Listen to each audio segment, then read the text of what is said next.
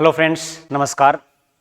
एक बहुत ही महत्वपूर्ण मुद्दा जिस पे पूरा राजस्थान जो है कसम है, समझ में नहीं आ रहा कि ये क्या मुद्दा है और इस पे क्यों आखिरकार डॉक्टर्स जो है विरोध कर रहे हैं और क्यों सरकार इस बिल को लेकर आई। जब इतना विरोध ही है, जब डॉक्टर ही नहीं चाह रहे, तो क्या ये विवाद है वास्तव में, कि क्या ये विवाद बनाया गया है, क्या वास्तव में लोगों के हित में है ये। और पूरा ये वीडियो देखिएगा और उसके बाद में अपने कमेंट्स जरूर कीजिएगा मित्रों, और आपको अच्छा लगे तो जन जन तक शेयर भी कीजिएगा। चलिए बात करते हैं कि राजस्थान में सड़क पर आए डॉक्टर। क्या है हेल्थ बिल। पहले अपन बात करेंगे कि हेल्थ बिल क्या है, क्या संवैधानिक प्रावधान है, क्या मनमर्जी से कोई ऐसा बिल थोप दिया गया है। चलिए, आरटीएच यानी राइट टू हेल्थ, संवैधानिक प्रावधानों की बात करूंगा। मैं एक अध्यापक हूं और मैं जो है संविधान पढ़ता हूं, उसके बेसिस पे आपको यहां पर जानकारी दे रहा हूं। भारतीय संविधान का अनुच्छेद 47 जो कि भारत इस आपके जो बिल है उसमें भी इसका जिक्र किया गया है, जो भाग 4 नीति निर्देशक तत्व में आता है। और नीति निर्देशक तत्व का सीधा सा मतलब होता है कि सरकार के कर्तव्य, जैसे अपने व्यक्ति या नागरिक के कर्तव्य, ऐसे सरकार के भी कुछ कर्तव्य हैं कि वो लोगों के हित में कुछ काम करे, जनता के हित में। तो अब इसमें क्या लिखा हुआ 47 में कि लोगों का पोषण, जीवन स्तर और सार्वजनिक स्वास्थ्य में सुधार करना। यानी सरकार का कर्तव्य है कि लोगों के सार्वजनिक स्वास्थ्य में क्या करे, सुधार करे, उनका अच्छा स्वास्थ्य दे, ये सरकार की जिम्मेदारी है। अब यहीं पर साथ में आप अनुच्छेद 21 देखते हैं जिसका खूब जिक्र होता है। ये अपने भाग भारतीय संविधान के भाग 3 में मौलिक अधिकारों मेरे भाई आता है। ठीक, इसमें आता है मूल अधिकार या मौलिक अधिकारों की बात करते हैं, जहां लिखा हुआ प्राण और दैहिक स्वतंत्रता का संरक्षण। या सीधी बात बोल दूं मैं, इसका सीधा सा मतलब ये होता है कि गरिमापूर्ण जीवन जीने का अधिकार ये देता है। ठीक है ना, यानी कि आपको एक अच्छा जीवन मिले, आप अपने स्वेच्छा से जी सकें, अच्छा हेल्थ हो, अच्छा स्वास्थ्य हो, अच्छा आपको हवा हो, अच्छा पर्यावरण हो, इन सब के लिए जो है ये आपको अधिकार आर्टिकल 21 देता है। आरटीएच लागू करने वाला राजस्थान जो है संपूर्ण एशिया महाद्वीप का पहला राज्य बना मेरे भाई, पहला राज्य। तो ये जीके की दृष्टि से, बच्चों को पढ़ने की दृष्टि से काफी इंपोर्टेंट हो जाता है। अब चलिए आगे बढ़ते हैं इस पे। नेक्स्ट स्लाइड में अपन चलते हैं कि भाई क्या है नेक्स्ट स्लाइड पे बात, ये देखिएगा। नाम क्या है पहली बात तो इसका, आपको हो सकता है दिख रहा हो, नहीं दिख रहा तो थोड़ा जूम कर देता हूं, शायद आपको दिख जाएगा बोर, अब दिख रहा होगा। चलिए, हाँ, नाम क्या है इसका, राजस्थान स्वास्थ्य अधिकार अधिनियम 2022, विवाद 23 में हो रहा, ध्यान रखिएगा। नाम राजस्थान स्वास्थ्य अधिकार अधिनियम 2022। क्या है ये, राजस्थान के निवासियों को सभी गवर्नमेंट और चुनिंदा निजी अस्पतालों में निःशुल्क इलाज मिलेगा। देखो, सभी गवर्नमेंट में तो मिलेगा ही मिलेगा, चुनिंदा, तो यहां पर बात आती है कि सभी प्राइवेट हॉस्पिटलों को हो हल्ला करने की आवश्यकता नहीं है, चुनिंदा हॉस्पिटल की बात की गई है यहां। और वो चुनिंदा हॉस्पिटल कौन से होंगे, अब वो भी अपना आगे बात करेंगे।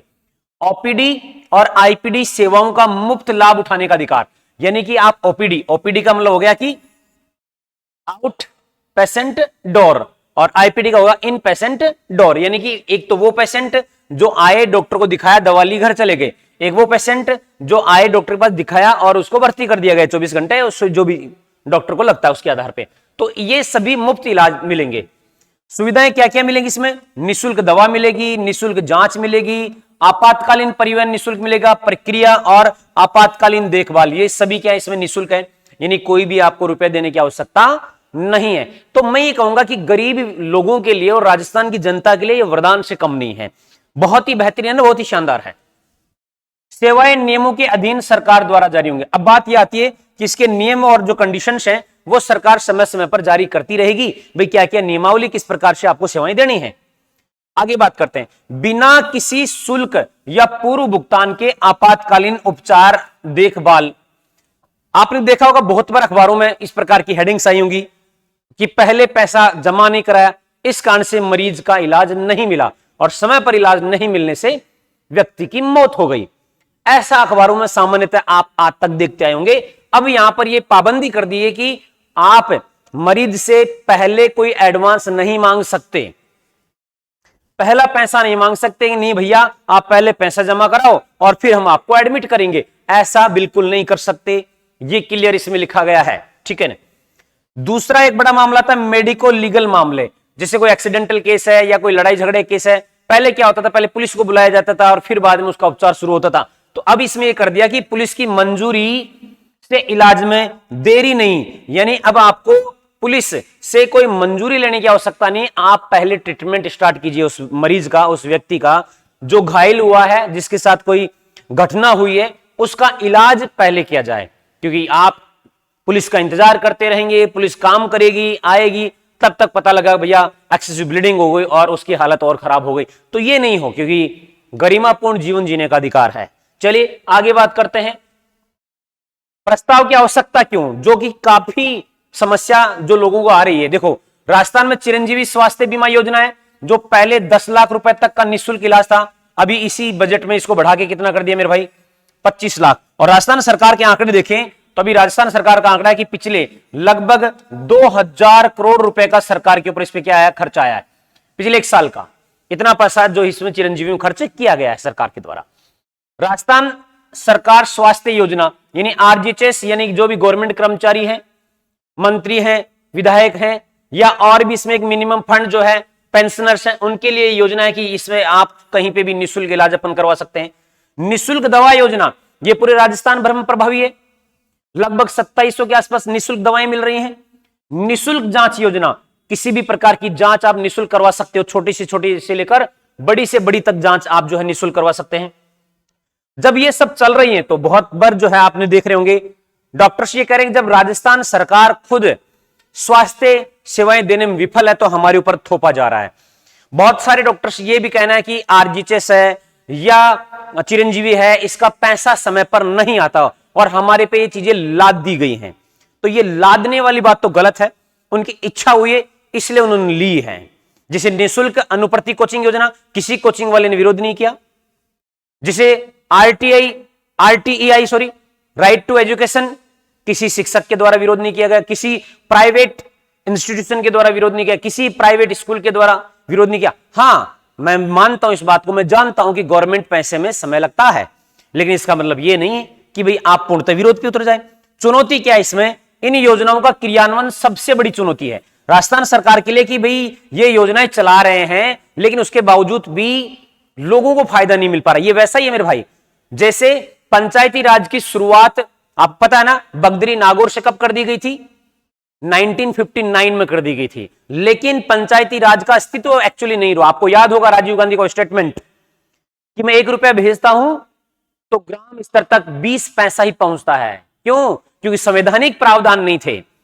पंचायती राज लागू तो कर दिया लेकिन संवैधानिक प्रावधान नहीं थे, और जब से संवैधानिक प्रावधान हुआ कब, 1994 से आप देखिए पंचायती राज क्या चहुमुखी विकास हुआ है। तो संवैधानिक प्रावधान करना इसलिए सरकार की, मेरा जो आइडिया है आप अपने कमेंट्स दीजिएगा कि भाई क्या वो सही है। आगे बढ़ते हैं, विरोध क्यों, सबसे बड़ा जो विरोध है वो है आपातकालीन उपचार। कि भाई आपातकालीन उपचार आप किसको बताओगे, क्या है आपातकालीन उपचार? किसी का हार्ट अटैक आ गया, किसी के सांप काट गया, किसी की खांसी आ रही है, किसी को बुखार हो रहा है, किसी का पेट दर्द कर रहा है, तो आपातकालीन उपचार क्या है, इसकी परिभाषा इसमें नहीं मेंशन है। तो आप डॉक्टर्स का ये कहना है कि जो ये बिल बनाने वाले हैं वो ये कैसे डिसाइड कर सकते हैं कि ये आपातकालीन और ये आपातकालीन नहीं है, क्योंकि ये जजमेंट करना तो हमारा अधिकार है कि भाई ये आपातकालीन है और ये नहीं है। दूसरा, विवाद निपटाने का जो तंत्र है ये भी डॉक्टर्स के लिए बड़ा विषय है कि जो विवाद निपटाने का जो तंत्र है उसमें स्थानीय तंत्र शामिल है। ये हमें कतई बर्दाश्त नहीं है, ये हम नहीं चाहते कि स्थानीय तंत्र इसमें शामिल हो। क्यों? डॉक्टर्स का ये कहना है, ये मानना है, ये उनके विचार हैं कि यदि स्थानीय तंत्र रहा, मान लीजिए कि हम किसी को मारने के लिए तो बैठे नहीं, हमने इलाज किया, सही ट्रीटमेंट भी किया, लेकिन पेशेंट नहीं बच पाया, क्योंकि बचाने वाला और जिंदा रखने वाला तो ऊपर वाला है, ठीक है ना, हम तो सिर्फ कार्य करने वाले। और ऐसी स्थिति में कोई अनहोनी हो जाती है तो स्थानीय तंत्र हमारे ऊपर जानबूझकर किसी कार्रवाई को अंजाम दे सकता है। तो हमारी जो सुरक्षा है उसका क्या फिर है जिला स्तर पे, पता है कि इसका जो है अध्यक्षता कलेक्टर करेंगे, और इलाज करने पर मना यदि कोई हॉस्पिटल कर देता है, प्रारंभिक स्तर पे 10,000 रुपए का चालान है और दूसरे स्तर पे 25,000 रुपए का चालान। अब एक और बड़ी बात देखो, 50 बेड से कम वाले हॉस्पिटलों पर लागू नहीं है बात, यानी जो छोटे हॉस्पिटल हैं, यानी कि एक्चुअली जो ये समस्या है ये बड़े हॉस्पिटल जो कॉर्पोरेट हॉस्पिटल हैं उनके ऊपर है। भाई 50 बेड से कम वाले हॉस्पिटल ऊपर तो लागू ही नहीं है। यानी जो अपने गांव गलियों शहरों में छोटे मोटे जो हॉस्पिटल चल रहे हैं और वो भी बंद करके बैठे, भैया उनके ऊपर तो लागू ही नहीं है ये बात। तो सरकार को देखना पड़ेगा कि भाई जब इनके ऊपर लागू नहीं तो फिर ये भी हड़ताल में। खैर अपनी कम्युनिटी, और क्योंकि ये विवाद बढ़ता जा रहा है, पहले प्राइवेट हॉस्पिटल थे, अब सरकारी डॉक्टर्स भी इसमें शामिल हो चुके हैं और इंडियन जो मेडिकल एसोसिएशन है इसने भी इसको साथ दिया है। तो देखते हैं आगे क्या होता है। आप कमेंट कीजिए कि क्या ये राइट टू हेल्थ जनता के हित में है, और यदि हित में है तो कमेंट कीजिए, और आपको लगता है जनता के हित में नहीं है तो भी कमेंट कीजिए। मिलते हैं नेक्स्ट, तब तक आप सभी को नमस्कार, जय हिंद, जय भारत, जय मेवाड़।